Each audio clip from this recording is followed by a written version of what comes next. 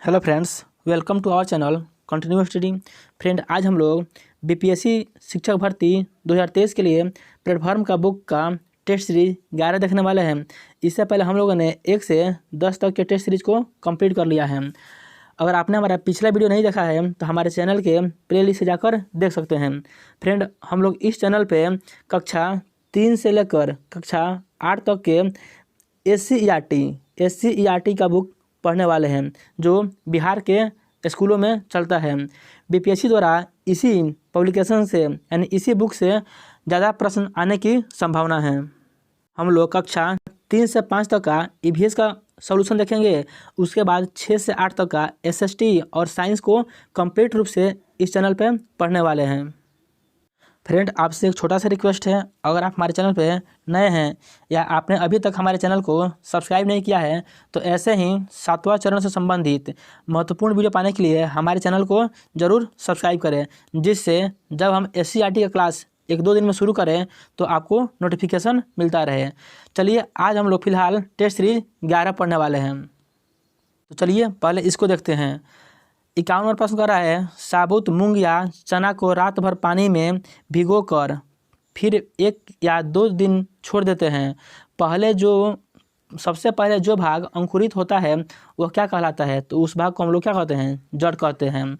मनुष्य में श्वेत रुधिराणुओं का जीवन काल होता है, तो जो श्वेत रुधिराणु होता है उसका जीवन काल 10 दिन से कम होता है।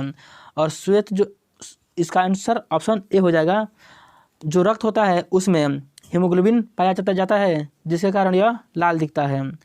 अगला प्रश्न कह रहा है, निम्न में से कौन सा ऊर्जा का परंपरागत स्रोत है? तो जीवाश्म ईंधन। वन्य जीव के संरक्षण के लिए राष्ट्रीय उपवन पार्क महत्वपूर्ण है। भारत में से कौन सा राष्ट्रीय उपवन सबसे पुराना है? तो सबसे पुराना राष्ट्रीय उपवन जिम कॉर्बेट राष्ट्रीय उपवन है। यह भारत के उत्तराखंड राज्य में अवस्थित है। बांधवगढ़ और कान्हा जो है यह मध्य प्रदेश में है, जबकि काजीरंगा जो है यह असम में अवस्थित है और यह एक सींग वाले गैंडे के लिए बहुत ही प्रसिद्ध है। काजीरंगा सिर्फ भारत का ही नहीं बल्कि यह एशिया का भी सबसे पुराना राष्ट्रीय उपवन है। अगला प्रश्न कह रहा है, लाल आंकड़े की पुस्तक दर्ज करती है। तो जो लाल आंकड़े की पुस्तक होती है वह प्रायः लुप्तप्राय पौधे और जानवर को दर्ज करती है। निम्नलिखित में से कौन सा सामाजिक कीट नहीं है? तो चींटियाँ, दीमक और मधुमक्खी है, यह सामाजिक कीट है, लेकिन भृंग जो है यह सामाजिक कीट नहीं है। यह सीटेट का फेवरेट प्रश्न है, बार बार पूछता है। मच्छरों के प्रजनन के रोकथाम के लिए कई गतिविधियाँ प्रस्तावित की जाती है। निम्नलिखित में से वह विधि ज्ञात कीजिए जो कि मच्छरों के प्रजनन को नहीं रोकती है। तो ऑप्शन सी इसका राइट आंसर हो जाएगा, मच्छरदानी का प्रयोग करें। अगर आप मच्छरदानी का प्रयोग करते हैं तो इससे जो मच्छर है उनकी प्रजनन दर को कमी नहीं किया जा सकता है। तो ऑप्शन सी इसका राइट आंसर होगा। यह भी प्रश्न सीटेट में कई बार पूछा हुआ है। अगला प्रश्न है, प्रति इकाई समय में किसी वस्तु के वेग के परिवर्तन की दर डैश डैश कहलाती है। तो इकाई समय में वेग परिवर्तन की दर को हम लोग क्या कहते हैं? त्वरण कहते हैं। और इसका ऐसे मात्रक मीटर प्रति सेकेंड स्क्वायर होता है। तो ऑप्शन डी इसका राइट आंसर होगा। निम्नलिखित में से कौन सा पशु जुगाली नहीं करता है? तो भैंस, गाय, इसके साथ साथ हिरण भी जुगाली करता है, जबकि सूअर जुगाली नहीं करता है। तो ऑप्शन डी इसका राइट आंसर हो जाएगा। मिट्टी के नमी को बनाए रखने के लिए पौधों के बीच की खाली जमीन को कार्बनिक पदार्थों की परत से ढकने की प्रक्रिया को डैश डैश के नाम से जाना जाता है। तो इसे हम लोग मल्चिंग के नाम से जानते हैं। ऑप्शन सी इसका राइट आंसर हो जाएगा। जो मल्चिंग होता है वह मिट्टी की नमी के संरक्षण, मिट्टी की उर्वरता में सुधार और खरपतवार के विकास को कम करने में मदद करता है। अगला प्रश्न है, डैश डैश का वंश नाम कुकुरबित्ता है। तो यह कद्दू का वंश का नाम क्या है? कुकुरबित्ता होता है। Option A. निम्नलिखित में से कौन सी धातु खुले में रखने पर आग लगने की संभावना है? तो पोटेशियम है, इसे खुले में रखने पर इसमें आग लगने की संभावना बनी रहती है। इसका सूचक होता है बड़ा के से इसको दर्शाया जाता है और इसका परमाणु संख्या जो है वह 19 होता है। सबसे हल्की धातु कौन है? लिथियम है, जबकि सबसे भारी धातु ओस्मियम है। ऑप्शन इसका ए राइट आंसर हो जाएगा। चलिए अगला प्रश्न देखते हैं। कह रहा है निम्नलिखित में से कौन सा कथन मिट्टी की विशेषता नहीं है। पहला बोल रहा है यह अकार्बनिक पदार्थ से बना है, यह भी इसकी विशेषता नहीं है मिट्टी की। यह खनिजों से बना है, बिल्कुल सही है। यह पृथ्वी की सतह को कवर करता है, यह भी सही है। यह दानेदार पदार्थों को एक पतली परत है, यह भी सही है। तो ऑप्शन ए इसका राइट आंसर हो जाएगा कि मिट्टी जो है यह अकार्बनिक पदार्थों से बनता है, यह बिल्कुल गलत है। विकासवाद का सिद्धांत निम्नलिखित में से किसने दिया था। तो चार्ल्स रॉबर्ट डार्विन ने विकासवाद का सिद्धांत दिया था। ऑप्शन बी इसका राइट आंसर हो जाएगा। इनके पुस्तक का नाम था the origin of species by natural selection. इसको भी आपको याद रखना है। निम्नलिखित में से कौन सा नियम यह कहता है कि दो वस्तुओं के बीच लगने वाला बल उनके द्रव्यमानों के गुणनफल के समानुपाती होता है। तो यह गुरुत्वाकर्षण का नियम कहता है। डैश एक विज्ञान है जिसमें शरीर की संरचना का अध्ययन किया जाता है। तो anatomy option B.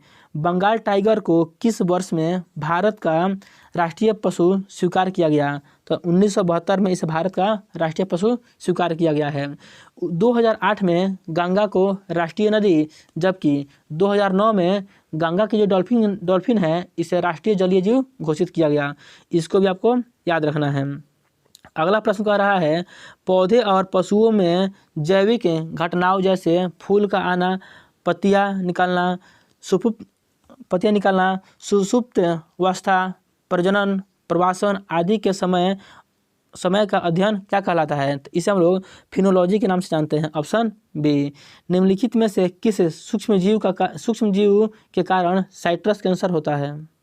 Option C इसका राइट आंसर हो जाएगा, जीवाणु बैक्टीरिया। निम्नलिखित में से कौन सा जहरीला पौधा नहीं है। ड्रेसिना, यह जहरीला पौधा नहीं होता है, बाकी अन्य जो 3 है वह जहरीला पौधा होता है।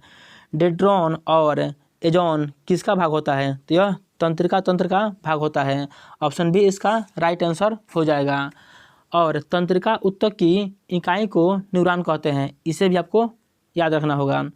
सड़कों को पक्का करने के लिए किस पेट्रोलियम पदार्थ का उपयोग किया जाता है। तो इसमें हम लोग बिटुमिन का उपयोग करते हैं, जिसे हम लोग डामर के नाम से भी जानते हैं। तो ऑप्शन ए इसका राइट आंसर हो जाएगा। खाज एक्जिमा रोग का संबंध मानव शरीर के किस भाग से है। तो यह त्वचा से संबंधित है। ऑप्शन ए इसका राइट आंसर हो जाएगा। अगला प्रश्न कह रहा है निम्नलिखित में से कौन सा अपशिष्ट प्रबंधन का एक अस्थायी तरीका नहीं है। तो जलाना यह एक अस्थायी तरीका नहीं है। अगला प्रश्न है डुगोंग निम्न में से किस भारतीय केंद्र शासित प्रदेश का राजकीय पशु है। तो यह अंडमान और निकोबार का राष्ट्रीय पशु है। निम्नलिखित में से कौन सा शीत रक्तक प्राणी नहीं है। तो मेढक, शार्क और मगरमच्छ यह शीत रक्तक प्राणी होता है, जबकि खरगोश जो है यह शीत रक्तक प्राणी नहीं है। मानव शरीर की सबसे छोटी हड्डी और सबसे लंबी हड्डियाँ क्रमशः है। तो सबसे छोटी हड्डी को स्टेपिज कहते हैं और सबसे बड़ी हड्डी को फीमर कहते हैं। ऑप्शन डी इसका राइट आंसर हो जाएगा। दही और विनेगर का स्वाद खट्टा होता है क्योंकि इनमें डैश मौजूद होता है। क्योंकि इनमें क्या मौजूद होता है, इनमें अम्ल मौजूद होता है। तो इसका राइट आंसर हो जाएगा ऑप्शन बी। अम्ल स्वाद में खट्टे होते हैं और अम्ल का जलीय विलयन नीले लिटमस को लाल कर देता है। निम्नलिखित में से कौन सा कार्य मेडुला ऑब्लोंगाटा के द्वारा नियंत्रित नहीं होता है। तो ताली बजाना यह मेडुला ऑब्लोंगाटा का कार्य नहीं है। खांसना, छींकना और उल्टी करना यह मेडुला ऑब्लोंगाटा का कार्य है। निम्नलिखित में से कौन सी ठोस की विशेषता नहीं है। ठोस के आकार को बदलना मुश्किल है, इसलिए वो कठोर है, यह बिल्कुल सही है। अगला बोल रहा है बल के अधीन होने पर ठोस टूट सकता है, यह बिल्कुल सही है। सी बोल रहा है ठोस को आसानी से संपीड़ित किया जा सकता है, यह गलत है। ठोस को आसानी से संपीड़ित नहीं किया जा सकता है। तो ऑप्शन सी इसका राइट आंसर होगा। सी में बोल रहा है इसका आयतन निश्चित होता है, तो यह भी बिल्कुल सही है। अगला प्रश्न है डायहिडस मृदा संरक्षण की एक विधि है। तो टेरेस फार्मिंग यह जो है मृदा संरक्षण की एक विधि है। टेरेस फार्मिंग को ही सीढ़ीदार खेती भी कहते हैं। निम्नलिखित में से कौन सा अनुवांशिक रोग नहीं है। तो रतौंधी जो है यह विटामिन ए की कमी के कारण होता है, यह एक अनुवांशिक रोग नहीं है। अगला प्रश्न है, सर्वप्रथम डीएनए को किसने अलग किया था? तो डीएनए को सर्वप्रथम फ्रेडरिक मिशर ने अलग किया था। ऑप्शन ए इसका राइट आंसर हो जाएगा। डीएनए का द्विकुंडलिक संरचना वाटसन और क्रिक ने दिया था, ये भी आपको ध्यान रखना है। अमाशय की पीएच श्रेणी होती है 1.5 से 2.0 के बीच। निम्न में से किसका सही सुमेल नहीं है? तो तृणभक्षी यह जो है गौण उपभोक्ता नहीं है। ऑप्शन डी इसका राइट आंसर हो जाएगा। टिटनेस नामक रोग निम्न में से किस नाम से जाना जाता है? तो इसे लॉकजा के नाम से जानते हैं। Option C. मानव की आहार नाल के विभिन्न भागों के सही क्रम का चयन कीजिए। तो सबसे पहले क्या आएगा? मुख आएगा, फिर ग्रसिका, फिर अमाशय, फिर क्षुद्रांत और फिर बृहद्रांत। ऑप्शन ए इसका राइट आंसर हो जाएगा। टार्टरिक अम्ल पाया जाता है कच्चे आमों में और किस में? अंगूर में। तो ऑप्शन सी इसका राइट आंसर हो जाएगा। किसी वस्तु की गतिज ऊर्जा और स्थितिज ऊर्जा को एक साथ क्या कहा जाता है? यांत्रिक ऊर्जा। आभासी और सीधी छवि के लिए दर्पण का आवर्धन कैसा होना चाहिए?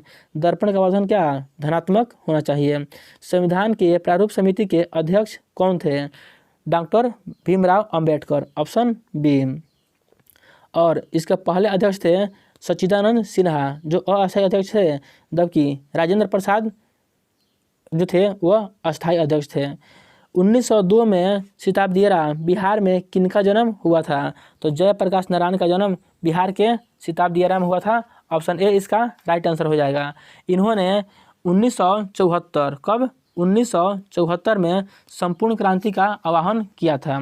अगला प्रश्न है, स्लेट किस प्रकार की चट्टान है? तो यह रूपांतरित चट्टान का एक उदाहरण है। ऑप्शन सी। माउंट एवरेस्ट की ऊंचाई है, इसका राइट आंसर हो जाएगा 8848 मीटर, यानी 8848 मीटर। Option C. बोकारो कोयला क्षेत्र स्थित है, तो यह पता ही होगा, झारखंड में स्थित है। भारत में अभ्रक के महत्वपूर्ण उत्पादक राज्य कौन है? बिहार और झारखंड। यहाँ पे अभ्रक मुख्य रूप से उत्पादित किया जाता है। हीराकुंड प्रोजेक्ट किस नदी पर अवस्थित है? तो यह महानदी पर अवस्थित है। तो इसका राइट आंसर हो जाएगा ऑप्शन बी। विश्व का सबसे लंबा नदी बांध उड़ीसा में स्थित हीराकुंड बांध है, इसे भी आपको ध्यान रखना होगा। मध्यरात्रि का देश, मध्यरात्रि के सूर्य का देश किसे कहा जाता है? तो नॉर्वे को मध्यरात्रि का सूर्य का देश कहा जाता है। नेल्सन मंडेला का जीवन काल था 1918 से 2013 तक। Option C. सत्य शोधक समाज की स्थापना किनके द्वारा की गई थी? ज्योतिबा फुले। ऑप्शन सी इसका राइट आंसर हो जाएगा। इन्होंने 1973 में इसकी स्थापना की थी, इसे अभी आपको याद रखना होगा। अगला प्रश्न कह रहा है, पुनः वेदों की ओर चलो, यह नारा किसने दिया था? तो स्वामी दयानंद सरस्वती। ऑप्शन ए इसका राइट आंसर हो जाएगा। इन्होंने 1875 में बम्बे में आर्य समाज की स्थापना की थी, और स्वामी दयानंद सरस्वती का मूल नाम था, वह बचपन का नाम यानी मूल नाम था इनका मूल शंकर तिवारी, इसे भी आपको याद रखना है। हर्षवर्धन के समय में कौन भारत आया था? तो ह्वेन-सांग। ऑप्शन डी इसका राइट आंसर हो जाएगा। महावीर का जन्म कहाँ हुआ था? तो महावीर का जन्म कुंडलग्राम में हुआ था। भगवान महावीर स्वामी का जन्म कुंडलग्राम में हुआ था। ऑप्शन ए इसका राइट आंसर हो जाएगा। महात्मा बुद्ध का जन्म कहाँ हुआ था? लुम्बिनी में। 1912 में बिहार में भारतीय राष्ट्रीय कांग्रेस के अधिवेशन कहाँ हुआ था? तो 1912 में जो बिहार में भारतीय राष्ट्रीय कांग्रेस का अधिवेशन हुआ था, वह पटना के बांकीपुर में हुआ था। ऑप्शन बी इसका राइट आंसर हो जाएगा। और इसकी अध्यक्षता बहादुर रघुनाथ माधोलकर ने की थी। उसके बाद बिहार में दूसरी बार 1922 में कांग्रेस का अधिवेशन किया गया था, जिसकी अध्यक्षता CR दास ने की थी। कांग्रेस की स्थापना मुंबई के गोकुल दास तेजपाल संस्कृत विद्यालय में बोमेश चंद्र बनर्जी की अध्यक्षता में 1885 में किया गया था। अगर आप कांग्रेस को पढ़ना चाहते हैं अच्छी तरह से, तो हमारे चैनल के प्लेलिस्ट में जाकर देख सकते हैं। वहाँ पे एक डिटेल्स वीडियो बनाया हुआ है भारतीय राष्ट्रीय कांग्रेस के बारे में, जो BPSC के लिए बहुत ही महत्वपूर्ण है, आप उसे भी देख सकते हैं। अगला प्रश्न है, मैथिली भाषा को भारतीय संविधान की 8वीं सूची में किस वर्ष जोड़ा गया? तो 2003 में जोड़ा गया। Option C. जगदीशपुर बिहार के कुंवर सिंह का संबंध है? 1857 की क्रांति से इनका संबंध है। यह बिहार के लिए बहुत ही महत्वपूर्ण है। अगला प्रश्न कर रहा है, भोला पासवान शास्त्री बिहार के मुख्यमंत्री रहे कितनी बार? 3 बार ये बिहार के मुख्यमंत्री रहे थे। ऑप्शन सी इसका राइट आंसर हो जाएगा। अगला प्रश्न कर रहा है, सिखों के 10वें गुरु गुरु गोविंद सिंह का जन्म हुआ था पटना में। Option D. सासाराम में किसका मकबरा है? शेर शाह का। Option B. अगला प्रश्न है, 1857 के विद्रोह के समय भारत का गवर्नर जनरल कौन था? Lord Canning. Option B. ये बहुत ही महत्वपूर्ण प्रश्न है, इसको याद रखिएगा। बिहार राज्य का पुनर्गठन किस वर्ष हुआ था? तो 2002 में। गांधी जी ने चंपारण सत्याग्रह किस वर्ष किया था? 1917 में चंपारण से। ऑप्शन डी इसका राइट आंसर हो जाएगा। भारत का जलीय जीव कौन है? तो इसका राइट आंसर हो जाएगा ऑप्शन डी, गंगा की डॉल्फिन। सन यात सेन किस देश से संबंधित है? तो इसका राइट आंसर हो जाएगा ऑप्शन डी, चीन से।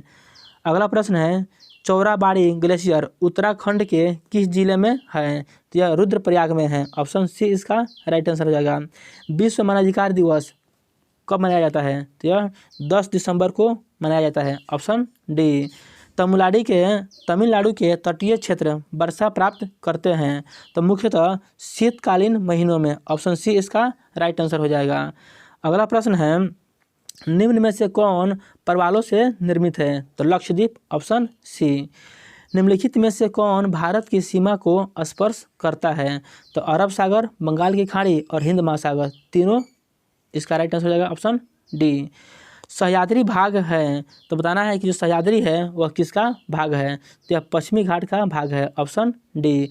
छोटा नागपुर पठार विस्तृत है तो छोटा नागपुर जो पठार है वह झारखंड में विस्तृत है। ऑप्शन इसका राइट हो जाएगा ऑप्शन सी। अगला प्रश्न है, अय्यर बांध किस नदी पर बनाया गया है? तो यह दामोदर नदी पर बनाया गया है। Option C. निम्नलिखित महीनों में से कौन सा एक बिहार में अधिक लंबे दिनों वाला महीना है? जून का महीना। Option C. निम्नलिखित नदियों में से किसके तट पर पटना स्थित है? गंगा नदी के तट पर। ऑप्शन बी इसका राइट आंसर हो जाएगा। भूमध्य रेखीय ग्लोब को विभाजित करती है। जो भूमध्य रेखा है वह ग्लोब को क्षैतिज के समान अर्ध भागों में विभाजित करती है। ऑप्शन ए इसका राइट आंसर हो जाएगा। अगला प्रश्न कर रहा है, निम्नलिखित नदियों में से कौन सी बिहार से होकर बहती है? तो जो गंगा नदी है वह बिहार से होकर बहती है। गोत्र शब्द का प्रयोग सर्वप्रथम कहाँ हुआ था? तो सर्वप्रथम इसका प्रयोग ऋग्वेद में हुआ है। Option B. मगध की राजधानी कौन थी? तो राजगीर। Option C. सारनाथ स्तंभ का निर्माण कराया था किसने? अशोक ने। Option A. बिहार के पहले सत्याग्रही कौन थे? तो बताना है कि बिहार के पहले सत्याग्रही कौन थे? तो श्री कृष्ण सिंह। Option C. भारत और नेपाल की संयुक्त नदी घाटी उद्गम है कोसी। Option D. कह रहा है, राष्ट्रीय विकास परिषद का गठन कब किया गया था? तो 1952 में। ऑप्शन सी इसका राइट आंसर हो जाएगा। निम्न में से कौन सा मनरेगा का उद्देश्य है? तो मनरेगा का उद्देश्य क्या है? इस 4 ऑप्शन से चुनना है। पहला बोल रहा है परिसंपत्तियों का निर्माण करना, यह तो है। सूक्ष्म सिंचाई को प्रोत्साहित करना, यह भी है। और जल प्रबंधन, यह भी है। तो इसका राइट आंसर हो जाएगा ऑप्शन डी। उपयुक्त में से सभी जो है वह मनरेगा का उद्देश्य है। अगला प्रश्न कह रहा है, किस अभिलेख में अशोक का नाम उल्लेखित है? तो मास्की का लघु शिलालेख, इसमें अशोक का नाम अशोक उपस्थित है, मतलब अशोक का नाम इसमें अशोक लिखा हुआ मिलता है। अगला प्रश्न कर रहा है, ब्रह्मपुत्र नदी निम्नलिखित में से किस हिमनद से निकलती है? ऑप्शन इसका राइट हो जाएगा डी, चमांगयुंग डुंग। ऑप्शन डी इसका राइट आंसर हो जाएगा। बार बार बाढ़ आने का मुख्य कारण है? तो बार बार बाढ़ आता है, इसका मुख्य कारण में मृदा अपरदन हो जाएगा, वनोन्मूलन हो जाएगा और नदी तल का गाद हो जाएगा। यानी उपयुक्त में से सभी इसका कारण हो जाएगा। संसार का सबसे अधिक वर्षा वाला स्थान कौन सा है? मासी नराम। Option D. निम्नलिखित में से कौन सा एक 20वीं शताब्दी के 60वें दशक के अंतिम दौर की हरित क्रांति की प्रकृति का सबसे उचित वर्णन करता है? तो बीज इसका राइट आंसर हो जाएगा ऑप्शन डी, बीज, उर्वरक, जल, तकनीक। ऑप्शन डी इसका राइट आंसर हो जाएगा। और 140 नंबर प्रश्न कह रहा है, बिहार आर्थिक सर्वेक्षण पहली बार किस वित्तीय वर्ष के लिए प्रकाशित किया गया था? तो इसका राइट आंसर हो जाएगा ऑप्शन बी, 2006-07 के लिए। और फ्रेंड यहाँ से जो भी 10 प्रश्न आने वाले हैं वह करंट अफेयर से संबंधित प्रश्न होंगे। तो चलिए देखते हैं करंट अफेयर्स के 10 प्रश्न। बोल रहा है, मई 2023 में प्रधानमंत्री नरेंद्र मोदी किस देश के प्रसिद्ध बेस्टिल डे परेड में गेस्ट ऑफ ऑनर के रूप में आमंत्रित किया गया था? तो फ्रांस में। Option C. The Harambee factor किसने लिखी है? तो इस पुस्तक के जो लेखक है उनका नाम बताना है। तो इसका राइट आंसर हो जाएगा ऑप्शन सी, श्री गुरजीत सिंह। भारत के 69वें ग्रैंड मास्टर कौन बने हैं? तो बताना है कि भारत के 69वें ग्रैंड मास्टर कौन बने हैं? एम प्रणेश। ऑप्शन सी।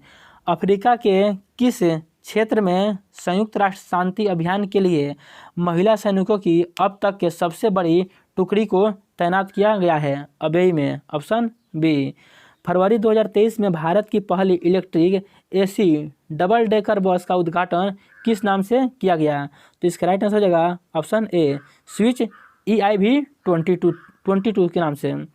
सऊदी अरब 2023 के अंत में अंतरिक्ष मिशन पर जाने वाली देश की पहली महिला अंतरिक्ष यात्री कौन बनी है?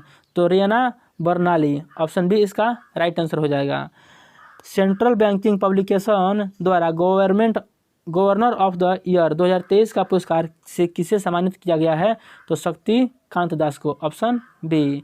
मार्च 2023 में अंडर-21 समूह में पाक जलडमरू मध्य से सबसे तेज तैरने का नया रिकॉर्ड किसने बनाया है? तो इसका राइट आंसर हो जाएगा option A, Sampana Ramesh Selar. Option A इसका राइट आंसर हो जाएगा। 14 अप्रैल 2023 को असम में एक ही स्थान पर किए गए सबसे बड़े बिहू नृत्य के लिए कितने बिहुआ और बिहुवती कलाकारों ने गिनीज वर्ल्ड रिकॉर्ड हासिल किया? तो इसका राइट आंसर हो जाएगा 11,304। Option B. और आज के सेशन का अंतिम प्रश्न है, महिलाओं की 68 किलोग्राम इकाई वर्ग में एशियाई कुश्ती चैंपियनशिप में रजत पदक किसने जीता है? तो इसका राइट आंसर हो जाएगा ऑप्शन बी, निशा दहिया ने। तो फ्रेंड यही आज के इस सेशन का प्रश्न था। तो फ्रेंड ये वीडियो आपको कैसा लगा कमेंट करके ज़रूर बताएं। अगर वीडियो आपको अच्छा लगा तो हमारे वीडियो को लाइक करें और अपने दोस्तों में ज़रूर शेयर करें। तो अच्छा चैनल को सब्सक्राइब करना ना भूलें। फ्रेंड एक बार फिर मैं रिपीट कर रहा हूँ कि हम लोग इस चैनल पे बिहार शिक्षक भर्ती के लिए SC-ERT के बुक को बहुत ही अच्छे से पढ़ने वाले हैं। अभी हम इसका नोट्स बना रहे हैं। जब इसका नोट्स 1-2 दिन में तैयार हो जाता है तो इसका वीडियो इस चैनल पे आने वाला है, जो BPSC के लिए बहुत ही महत्वपूर्ण होने वाला है। तो आप हमारे चैनल को ज़रूर सब्सक्राइब कर लें और इस वीडियो को देखना ना भूलें। तो चलिए हम लोग मिलते हैं अगले वीडियो में, तब तक के लिए जय हिंद।